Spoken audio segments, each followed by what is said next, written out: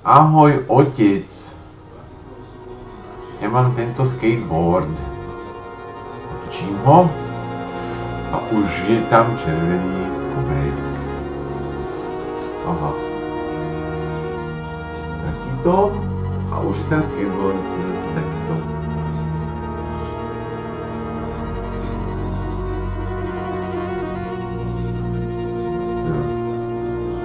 Kolieska.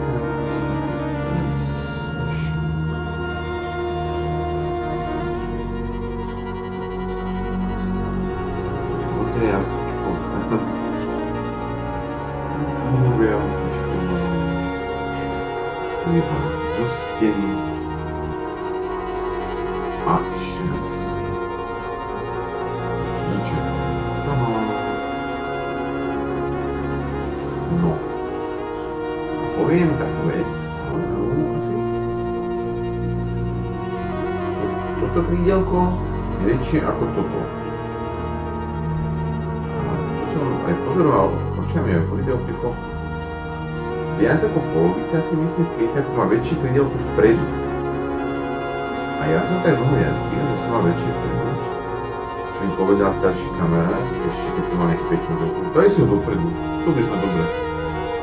Že lepšie sa to vypruží zozadu dopredu, už ďalej ťažisko vpredu ako len v strede alebo dozadu. Teraz keď som ťažší a starší, mám väčšie krídelko vzadu. Aby som mal lepší počet stability, pretože prednú nohu mám niekde tu a zadnú mám na to väčšiu krídelku. Keď by veľa slajdov, grindov, tak mi to tak stačí. A chcem povedať niekomu, kto by si to náhodou pozeral a nemal by skateboard. Takže, kamarát tretí, rozmýšľaj na to, že by si mal skateboard.